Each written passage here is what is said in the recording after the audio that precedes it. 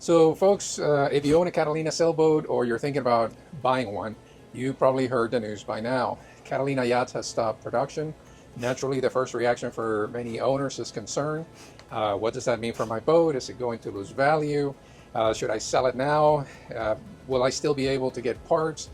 Those are all reasonable questions. But today, I want to separate emotion from facts because the reality is more complicated and in some ways more encouraging than the headlines may suggest. As a yacht broker, I've seen manufacturers come and go. I've also seen great boats continue to command strong values.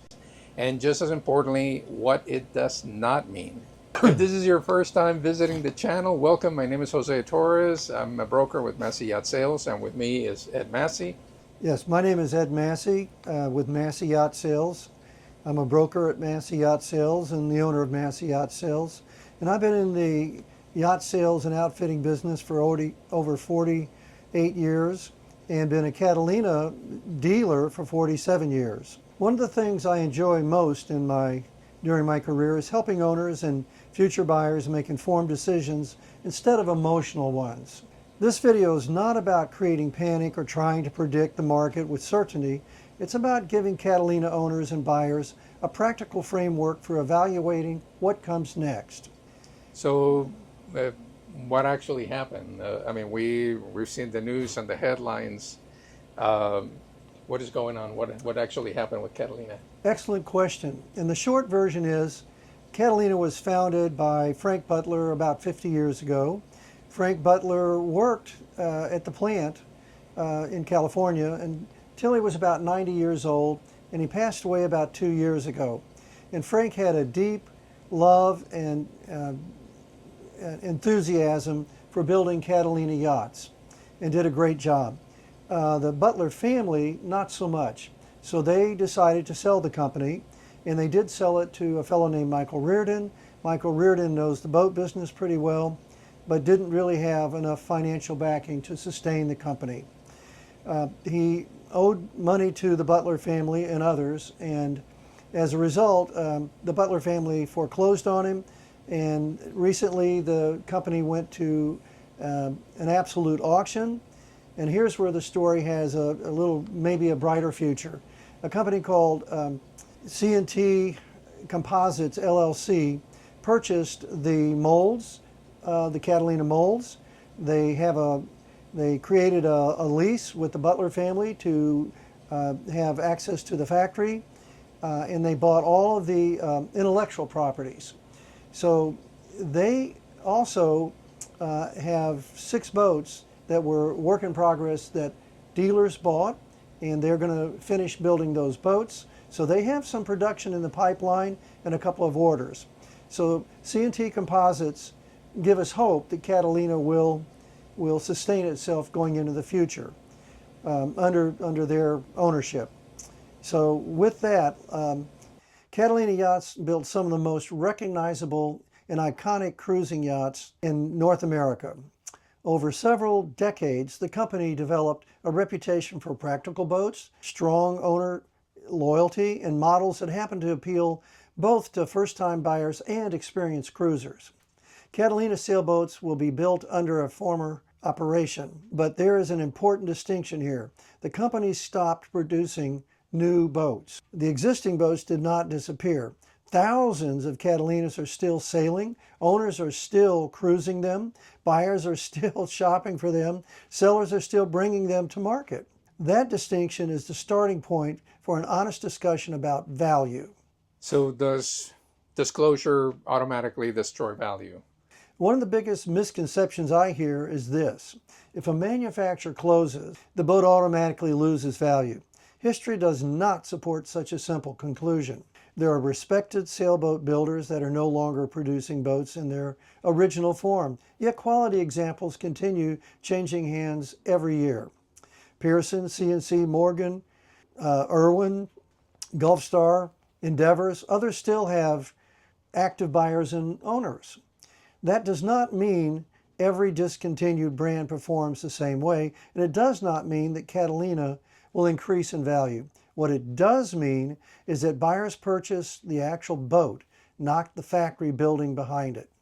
They evaluate condition, maintenance, equipment, survey results, documentation, model reputation, and overall care. Those are the factors that determine whether really one Catalina stands out from another. The closure may change the conversation, but it does not erase the value of a properly maintained yacht. So it always comes back to that conversation on maintenance. How well do people take care of their boat? True enough. And it's one of those things where a 20-year-old, well-maintained, well-cared for boat may perform a lot better than a brand new boat that just sat on a dock as a cocktail lounge with no maintenance and no proper care. So what about parts and service? I mean, that's a big question for current owners. What do they do about engines and electronics and rigging? What kind of information can we give them on that? Great question. Well, engines, electronics, winches, rigging, pumps, service activity. The next major concern is parts. Owners understandably ask whether they will still be able to maintain and repair their boats. The good news, and this is very good news, is that most major systems on a boat, they're called MEP, mechanical, electrical, and plumbing, on cruising yachts were not manufactured by Catalina. The engine comes from an independent source, a manufacturer. Electronics come from independent manufacturers. Winches, pumps, plumbing components, rigging, deck hardware, batteries, chargers, and navigation equipment are supplied through the broader marine industry.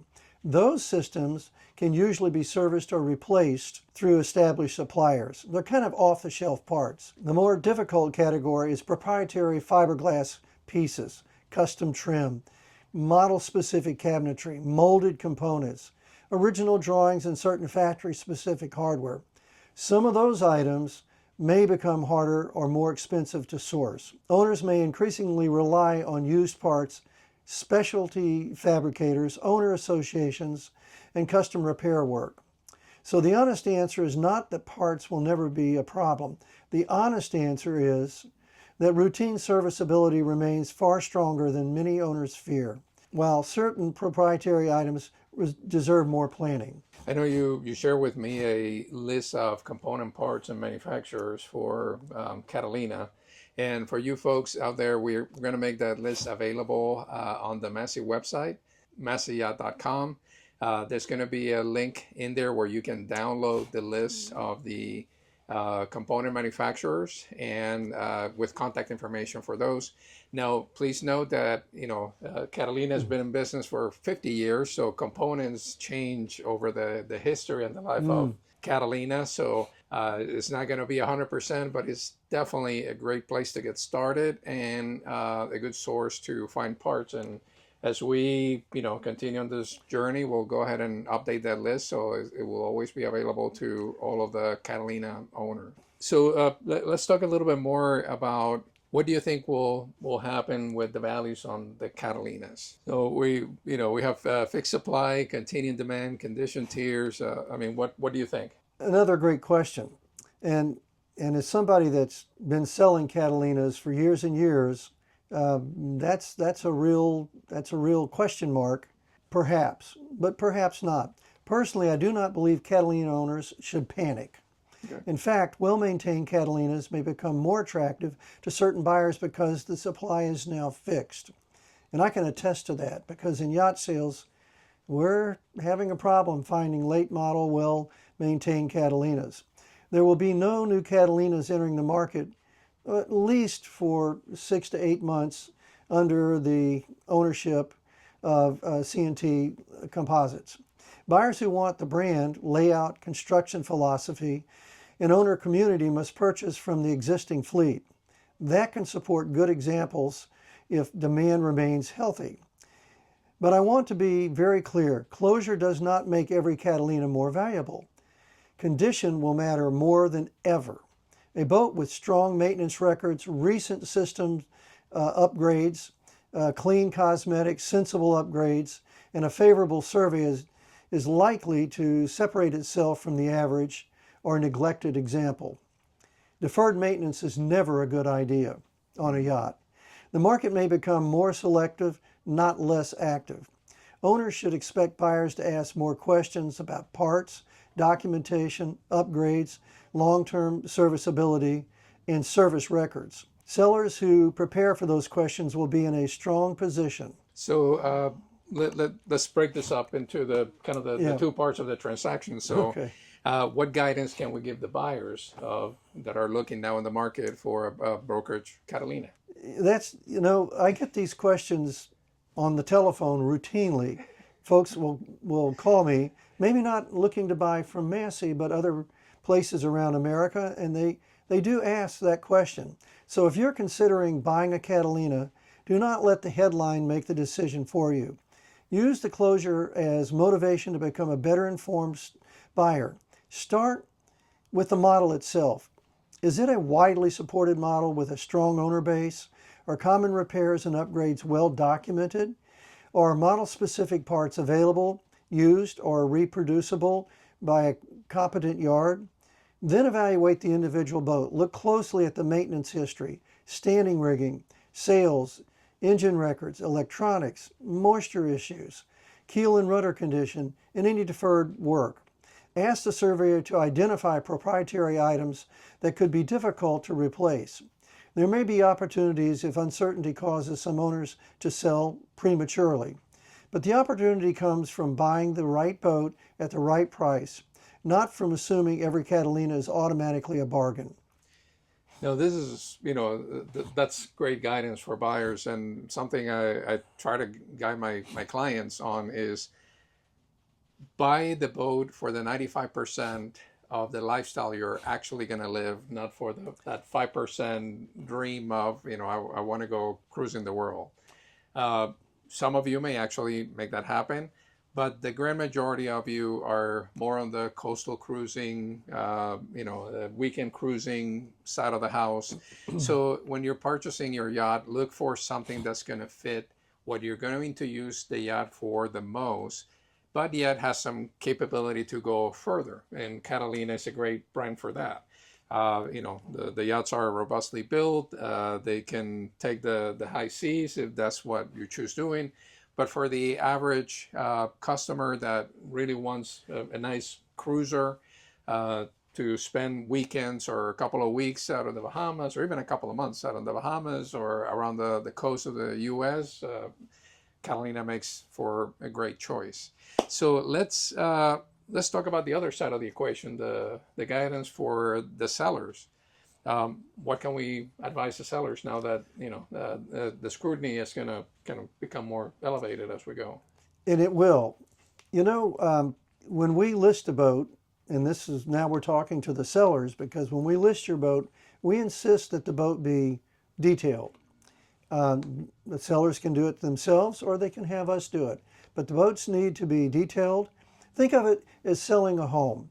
When you're going to sell your home, the home you love, the home you made all those memories in, you look at that home differently than somebody that's going to purchase that home.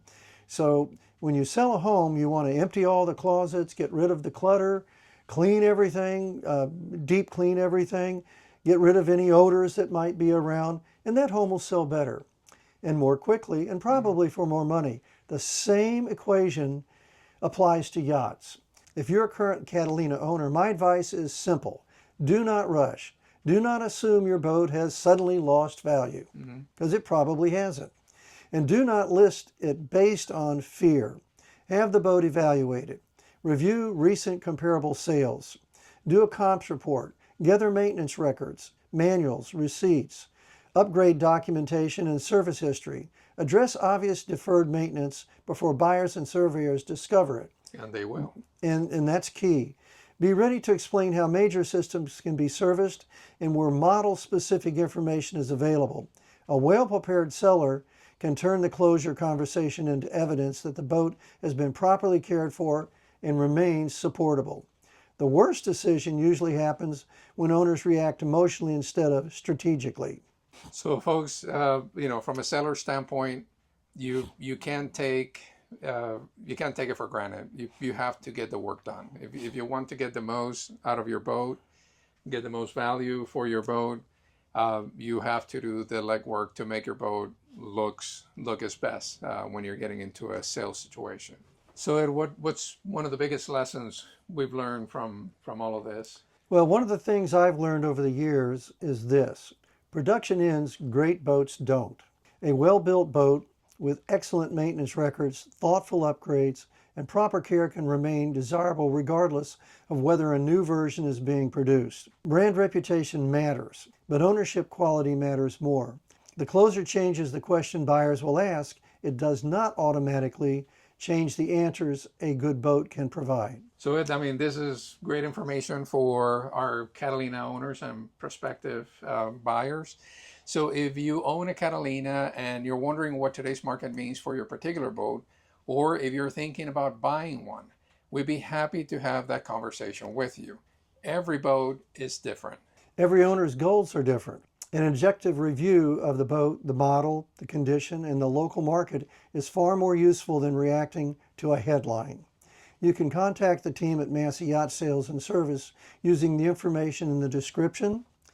If you found the video helpful, subscribe to the channel and leave your biggest Catalina question in the comments. Your question may become a future video. So with that, folks, I'm Jose Torres. I'm a broker with Massey Yacht Sales. I'm Ed Massey, owner and broker at Massey Yacht Sales. And with that, thank you so much for watching, and we look forward to seeing you on the water.